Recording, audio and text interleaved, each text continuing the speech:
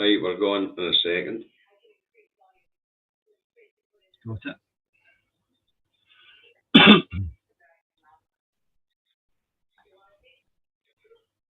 Redirecting me to YouTube. Right, we're going in a second. I need to kill the sound on YouTube, as you know, David, because there's a lag. I don't even look at that. I don't even look at the image. I only look at the comments. No worries, no worries. But in the meantime, before people go get in, I'll come back to the main screen. Where are you? Oh, you're right there.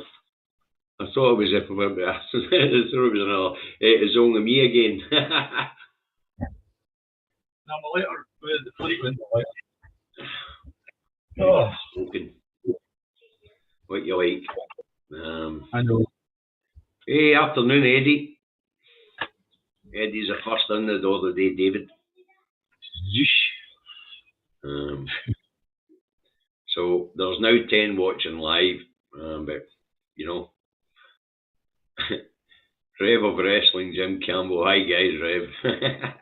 There's 11 watching us now. So we'll give a wee minute for you to get a wee bit better on board, and then we'll start our usual chit chat, shall we?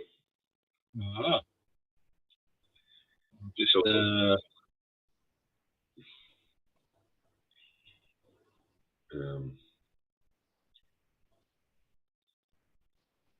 Afternoon, Davies from the Baltic Sea.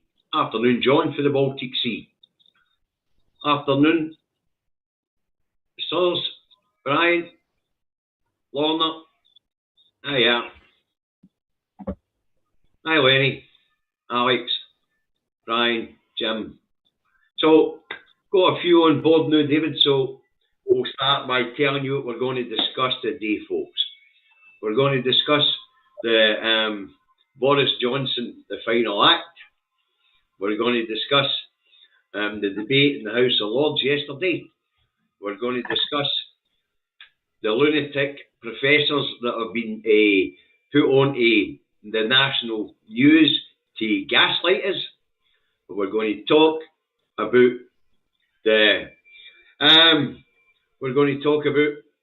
the Tory leadership race, and then we're going to move on to the cost of living crisis and the energy cost crisis. Okay, so that's what we're going to have a wee chat about today, folks. And we'll keep a close eye on the comments, because I'm sure you guys will have opinions on these subjects as well. So, David, did you watch Prime Minister's questions yesterday? I saw the main parts, the major parts.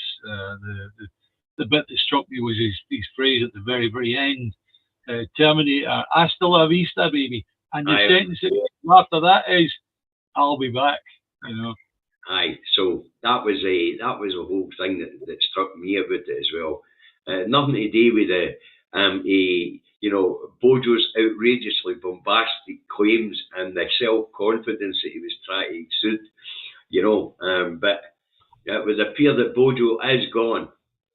There's no wriggling, but it looks like he's going to sit in the background like the elephant in the room, and he's going to watch the Tory party go into meltdown, lose the next election, and come back as the Great White Hope. I think that's what he thinks. He's going to do a Donald Trump. What do you reckon? Yes, definitely. Especially, we're going to discuss this a bit further on, but looking at the hopeful at the moment is a Miss Liz Truss. And my goodness me, if she gets her hands on the reins, wow, that'll be entertaining. To say the least. But as I say, I mean, Boris Johnson said yesterday that he believed in the Commons with his head held high, and he was very proud of the achievements of his government. He got Brexit done apparently, fastest rollout of vaccines in Europe, strongest economy in the G7, highest level of employment since employment started. And of course, the great world leader when it comes to Ukraine, he said his mission was almost accomplished. Now, do you want to go through them one by one and we'll have a laugh? Right, let's go through them one by one and have a laugh. Do the last one first. Do the Ukraine thing first. Oh, Right? the Ukraine thing first. Bojo Yeah. and his cronies are complicit in killing as many Ukrainians as possible by prolonging this instead of trying to get Putin round the table. Yeah. And he hasn't helped the Ukrainian situation at all because Bojo's been poking the bear. Right, so what was the one for that again? Oh, aye, fastest, highest employment rate since records began. Well, the reason for that is because there is a bloody mess in the labour market because there isn't enough people in the labour market to fulfil jobs. Well, you know I'm into writing stories, right? I've got a wee odd take on this. If we assume for a moment that the stories are right, that Boris Johnson is actually a Russian asset, is it possible that Putin's put him up to actually getting weapons into Ukraine to keep the war going, so Russia can manage to push in further to Ukraine? I don't know. Don't want to fly off into conspiracy theories, but what we can say is that Bojo's direct contribution to the war in Ukraine and his absolutism that Russia must be defeated. The Ukrainians don't have the manpower nor anything else to defeat the Russians. So prolonging the war the way they are, they're just killing more Ukrainian people. That's my point of view. But we're on to the labour market now and his claims about highest employment levels. Aye, there might be. But people are having to take 2 and 3 jobs just to make ends meet. There's an absolute mess in the labour market because of the shortage of labour, because of the end of the free movement. So, he's made a mess of the labour market because of his Brexit.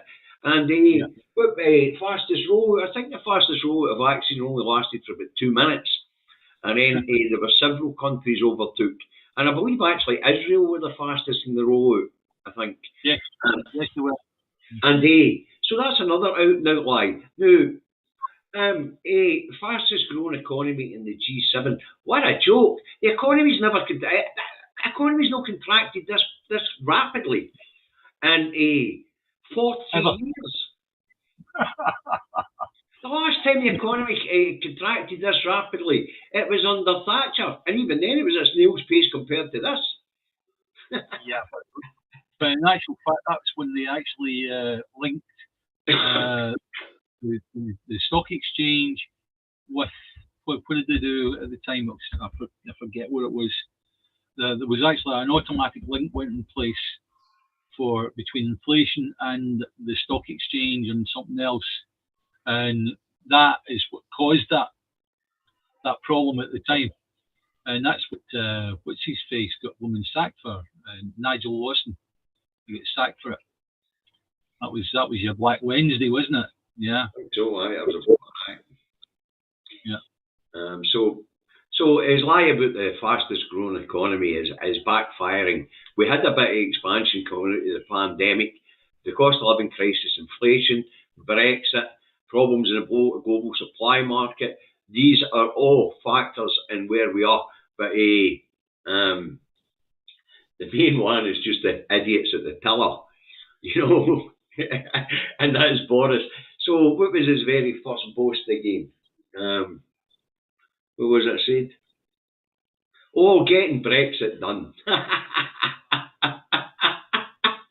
May as well have bloody laugh with it, getting Brexit done. Brexit's nowhere near done. And Bojo himself was in the Daily Field the other day saying that the incoming Prime Minister must continue to get Brexit done.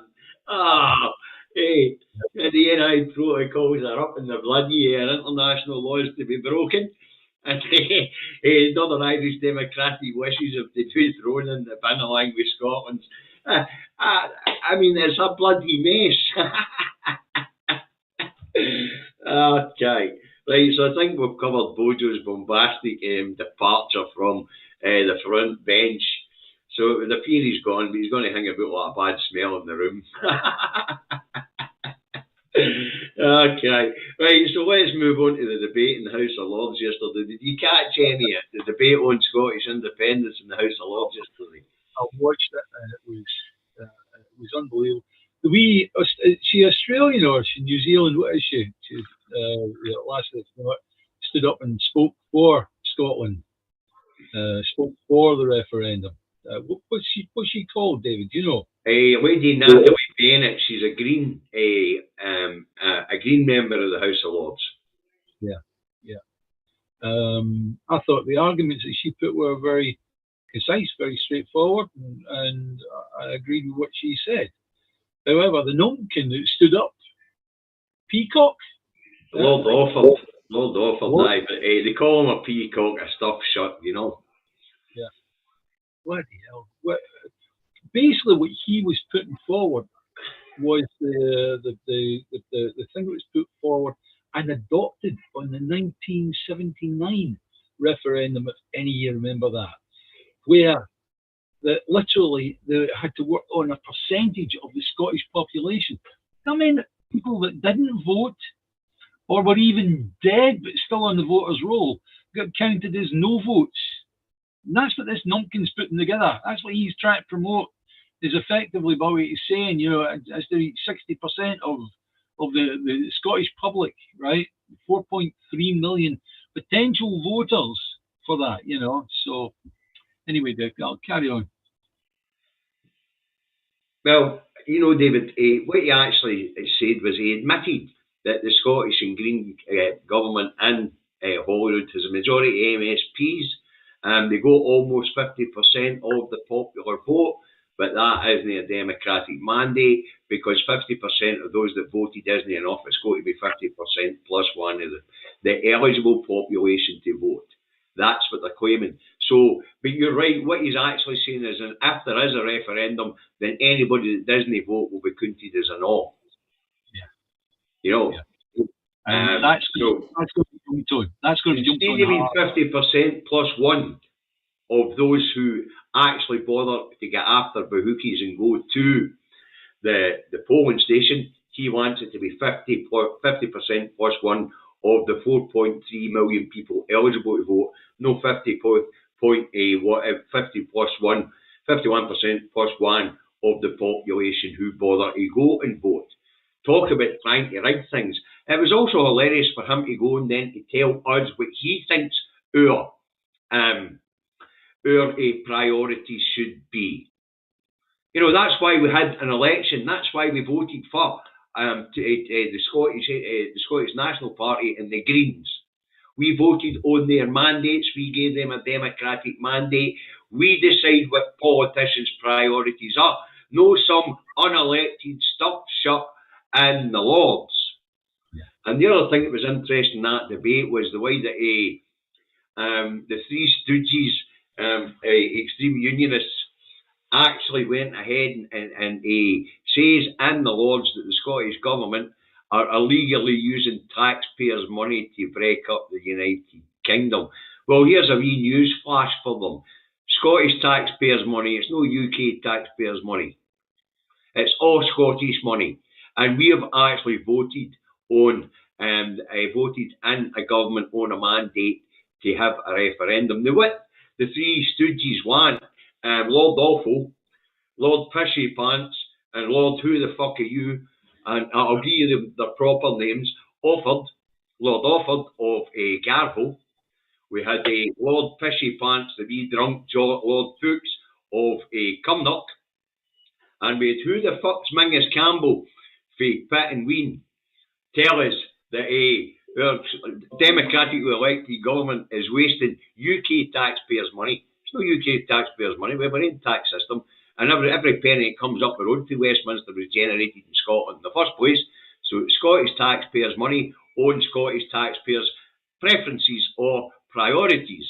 You know, so apparently Miss Sturgeon and her merry band in the Scottish Government should be locked up for misappropriating funds, according to these two has-beens and one's never been Lord.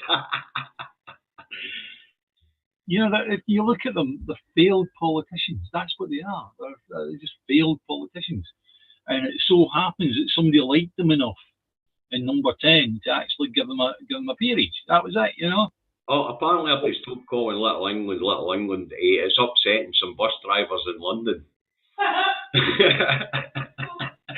John, I'll stop calling it Little England when you grow up and come to the bloody table with real people. Yeah. Wow. I don't really care what some bus drivers in London think.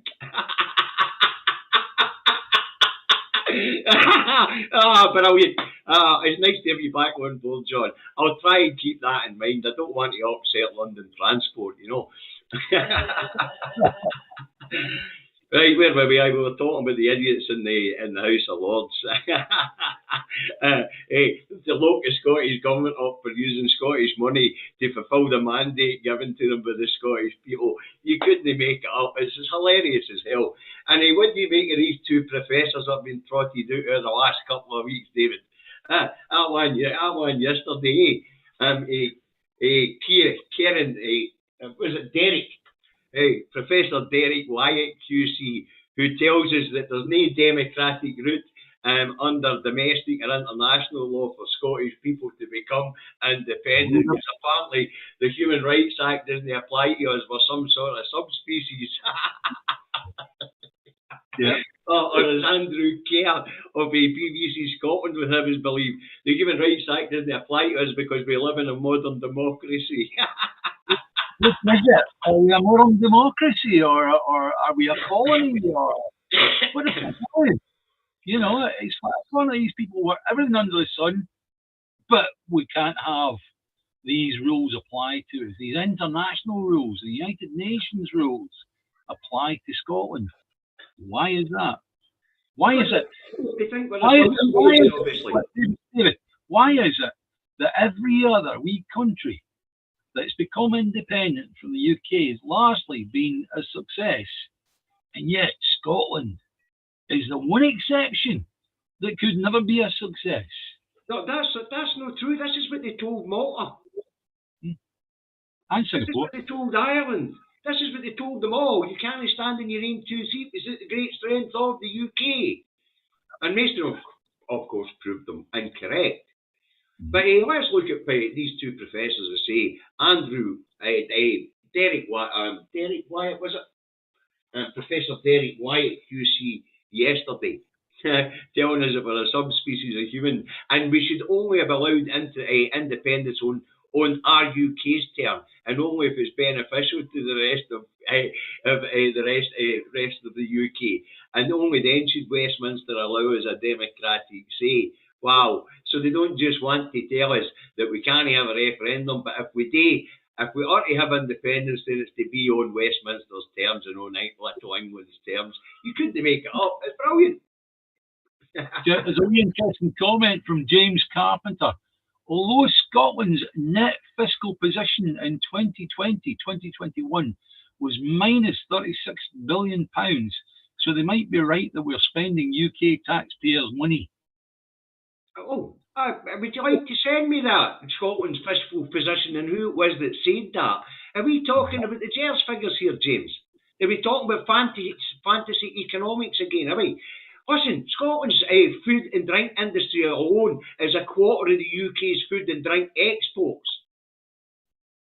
We have vast oil and gas reserves. We produce all our own energy needs for renewables. We have all of the UK's bloody water. We have 60% of the UK's fishing territories, a third of the UK's landmass. I could go on and on and on. Tell us my fiscal position was minus 36 billion last year. Away you go. Hey, you're playing some fantasy economic crap here. Wow. We've also somebody just uncovered the thing about the whiskey and the bonds that we've got. 120 billion in potential tax coming off them at £10 a bottle. Aye. So there you go. Listen, I'm too fed up being told we're skint. Scotland's paying a premium for energy because we're having to subsidise England, who produce their electricity out of gas and oil, whereas Scotland gets their energy at 100% for renewables.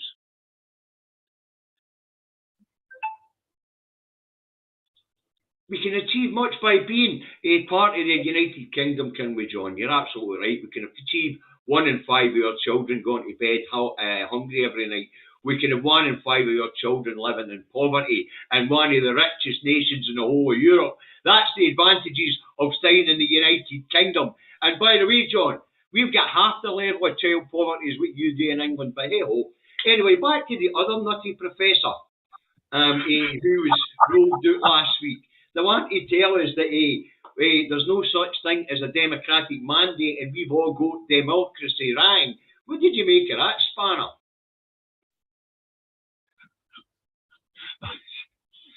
The fact, some of the stuff that he was bringing out, he based his whole argument on Catalonia in Spain. And as we discussed last week, Catalonia is actually written into the Spanish constitution. The Spanish constitution says that Spain is non-divisible, whereas Scotland is in a union with England. I won't include the other two at the moment, just if we consider Scotland and England. And that means that we're in a treaty, and any treaty, it doesn't matter what it is, can be ripped up by either side, providing you get the say-so of the people. A referendum for Scottish independence. Aye, that's the it. moment. Yeah. This is it, the Treaty of Union. That's it, that's the tune. Yeah. Thank you, Jenny, for sending me that. You and I read it back in 2012, David, but it's been a while. Yeah. So we're in a treaty, as you pointed out. So that we've got a lunatic telling us we've got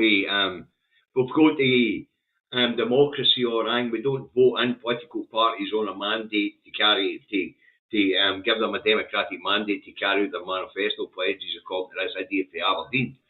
So we've had some right spanners over the last few weeks gaslighting us. It's been hilarious. So it has. And it literally is gaslighting. They know what the score is, but they're arguing from, it's like the old debating society, right? You're arguing for black and you're arguing for white, and it's like you're not given the choice, you just have to go for it and make as good a case you can for the side that you've got, right? And that's what they are doing. They're arguing from a unionist point of view, and they know that what they're saying is fundamentally wrong, and yet they still keep pushing it in the hope that people are stupid enough to believe them. Jim's asking what the book is. Jim, it's the Articles and Treaty of Union. All right. So the UK is constructed by a treaty. There's a couple of different treaties of union. There's one between Northern Ireland and Scotland and England, and there's one between Scotland and England. So the UK was constituted by treaties, and as we know, Geoffrey Cox QC down that road, who was a previous Attorney General, the last one to be qualified to hold the position, says that no nation can be held in the treaty against its will. End of story. Absolutely. And he was talking about the EU, of course, but we're not talking anything. We're talking about the UK. It's still a treaty. You can't be held in a treaty against your will. That's right. At the moment, we've got a lot of politicians and so-called experts that are telling us, no, you can't. No, you're not allowed. You just won't be allowed to have a referendum.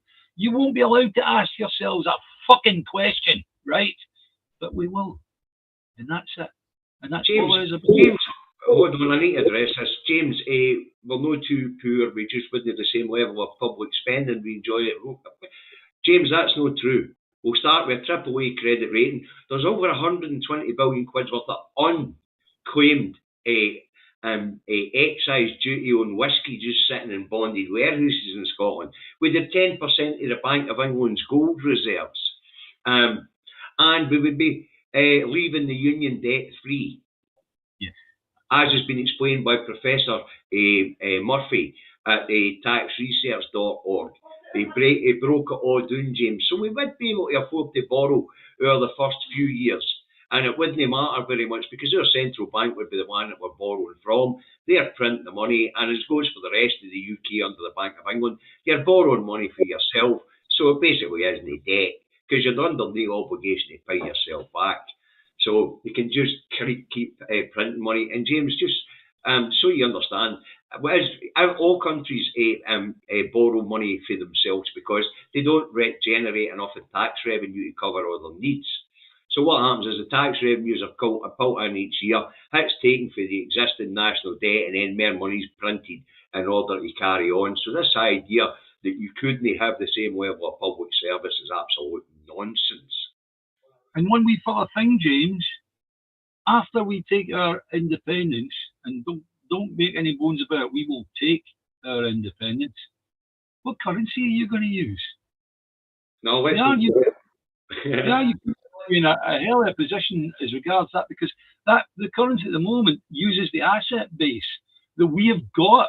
And if you imagine if the oil that's under the seabed is actually an asset, when it gets pulled out of the ground, it's no longer an asset, right? But when it's under the ground, it is an asset. And the total holding of oil that's under the seabed is counted as an asset that the British government, the Bank of England, the Treasury can use as an asset to support your currency. Because when we go, we are having your currency, right? We don't want your pound. I think James is actually a pro-independence supporter. He's just pointing out it won't be a land of milk and honey, but it won't be. Yeah, there will be difficulties. But this idea that we couldn't maintain the level of public services that we have at the moment is just incorrect. Right, last few minutes. Pointed on. Yeah, let's move on to the energy crisis. I'll let you take it. Okay, well, last night, the wee bulb go off my head. It's no often that happens, but it's every now and then. And I just thought, after watching that Martin Lewis video, I hope you've all seen it. If you haven't seen it, it's on my timeline now. And he gives the people of the UK a warning of what's going to happen with regard to the energy prices. They're going to go up by at least 65% in October, right? And the wee bulb that went off my head, he mentioned something about, well, we've got to tell the British government that people might stop paying. And I thought, well, how are they going to do that if they've got direct debit? Because if all these people have got a direct debit, then it's like a big sea of money that the energy companies just scoop into each month and keeps the boardroom and all the shareholders to the manner to which they become accustomed. And what I thought was the best idea is get people to stop their direct debit and go back onto bills. Now, I know there's a wee advantage that they give you for being on direct debit, but that's nothing compared to the 65% that's going to be getting chunked on your blooming bill in October. And I do say that if you've got direct debit, please cancel it now. Cancel it straight away. Not asking you not to pay. We're just asking you to cancel the direct debit. That will have a profound effect on the energy companies' cash flow, because they come from a point of where they deliver a number to you on your app on your phone, and half a second later they take it out your bank.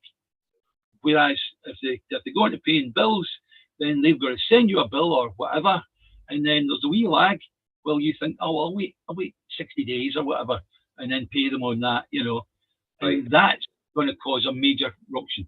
Sorry, David, please. I need to address a couple of points before we finish up, David, in the comments. Okay, we'll get James telling us that Scotland's deficit runs at 22.4% of GDP. Actually, to be honest with you, James, if you bother reading the article in Treaty of Union, we are only liable for the 10% of England's debt while we're in the treaty. We're not liable for it once we leave.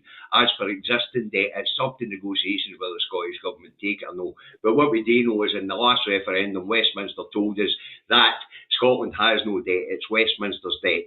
And we know that through devolution because we have to have a balanced budget because it's illegal for us to run a deficit. But on the other side of that is, of course, when we take down assets and liabilities, as Professor Murphy pointed out, we will be leaving absolutely debt-free.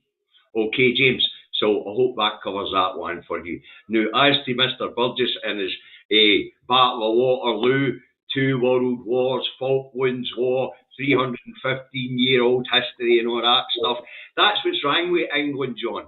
You keep looking back at past glories that are no longer there. That's why England's stagnating and falling to bits. We've discussed this already. You people are looking backwards for something that never bloody existed. Scotland's looking forward to what we can actually achieve. Wow, some of this stuff is absolutely mental, but listen, you guys in the comments have been absolutely fantastic again, but David and I's 30 minutes are up for this week. Now, I hope you found this enjoyable. I hope you found it interesting. We hope you come back and watch again. Now, guys, I know sometimes I can sound a wee bit confrontational when I'm giving my answers, but that's because people have got that used to hearing waffle instead of direct comment. You know, all of a sudden, direct comment is seen as a direct queer comment is seen as being aggressive these days. I don't know why that is, but I'm not going to change the way that I deliver my answers because people think I'm being a wee bit aggressive because they don't like to hear it. I'm not conflating debt and deficit. They're not the same thing, James. You're absolutely correct. They are not the same thing. Don't you think we looked at that? But there is no doubt that when after Scotland starts up, we will start to run a deficit as we borrow to get out of the first few years. But at this point in time, we have no debt and no deficit. The deficit that's reflected in Scotland's books is part of is 10% that's assigned to us under the Treaty of Union. I don't conflate debt and deficit. I know the difference between debt, deficit. I know the difference between money and wealth.